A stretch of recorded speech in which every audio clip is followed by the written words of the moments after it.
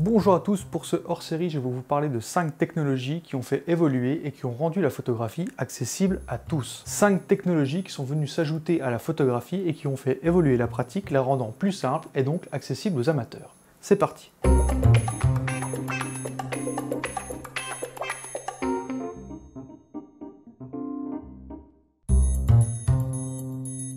C'est George Eastman, le fondateur de Kodak, et l'un de ses apprentis, John Cornbutt, qui, en 1885, mirent au point et commercialisèrent la pellicule. Ce support souple et révolutionnaire permit d'abandonner les encombrantes et fragiles plaques de verre et démocratisa l'usage des appareils photographiques qui jusqu'alors étaient réservés aux initiés. En 1888, George Eastman présenta son Kodak sur le marché. Le principe est simple mais révolutionnaire, comme indiqué sur le slogan de sa publicité, vous pressez le bouton et nous faisons le reste. Ou vous pouvez le faire vous-même. Pour 25 $, on avait un appareil photo chargé d'une bobine permettant de prendre 100 clichés. Une fois terminé, pour 2 $, il était rechargé. Je ne sais pas si le prix comptait le développement et le tirage, mais ce qui est sûr, c'est que ça a permis à de nombreux novices de s'essayer à la photographie.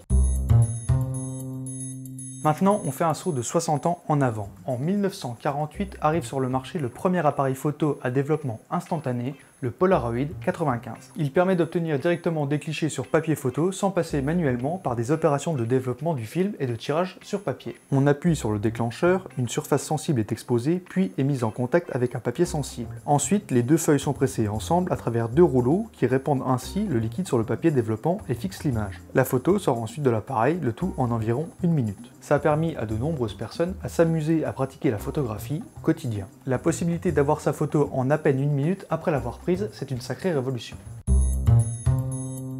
Le système de mise au point automatique autofocus a constitué un progrès significatif pour les photographes, notamment pour les amateurs car il a réduit considérablement le nombre de photos floues et ratées. L'autofocus, c'est le mécanisme qui permet à l'appareil de faire la mise au point pour que le sujet que l'on veut photographier soit net. Ça a vraiment démocratisé la photographie puisque la compétence technique est devenue moins nécessaire pour réussir ses photos. Le premier modèle équipé de cette innovation en vente sur le marché a été le Konica C35 AF, sorti en 1977. L'année suivante est sorti le Polaroid SX70, lui aussi équipé de cette technologie. Les premiers autofocus étaient en réalité des sonars, ils calculaient la distance en fonction du temps de l'aller-retour d'un ultrason entre l'appareil et le sujet, ou parfois avec un faisceau infrarouge. 1973, Steven Sasson, un jeune ingénieur américain, travaille chez Kodak. Son seul travail est de trouver une utilité pratique au dispositif de couplage de charge CCD inventé en 1969. Le CCD, c'est un capteur photosensible qui convertit la lumière entrante en signaux électriques. Il met au point un prototype qui convertit les signaux électriques en ondes et les inscrit sur une bande magnétique pour ensuite les relier à une télévision. Le prototype pèse 3,6 kg et capte des images de 100 x 100 pixels en noir et blanc. L'enregistrement de la photo sur le support de la cassette prend environ 23 secondes. 3 ans plus tard, le premier appareil photo électronique est breveté, mais le service marketing et commercial de Kodak refuse de le mettre sur le marché. À l'époque, Kodak possède le quasi-monopole sur le marché de la photographie et ils ont peur que ce type d'appareil ne provoque l'arrêt des ventes de pellicules. C'est seulement en 1982 que Sony fait la révolution en commercialisant le premier appareil photo numérique, le Mavica. Il est équipé d'un mini-disque magnétique capable de stocker 50 photos, les images obtenues pouvant être visualisées sur un écran de télévision à l'aide d'un lecteur approprié. Les autres constructeurs suivront le pas en optant eux pour un stockage sur disquette compatible avec les ordinateurs de l'époque.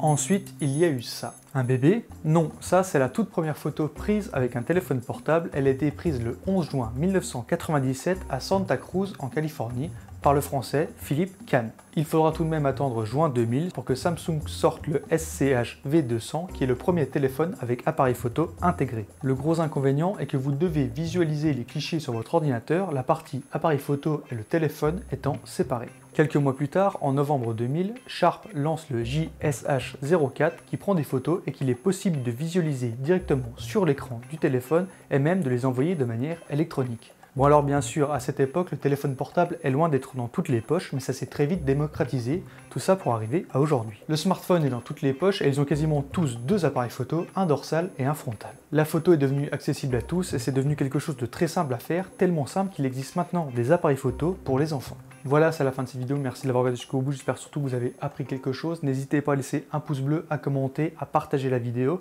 Je remercie bien évidemment les tipeurs de photosynthèse. En attendant, faites des photos, allez voir des expos, et moi je vous dis à très bientôt.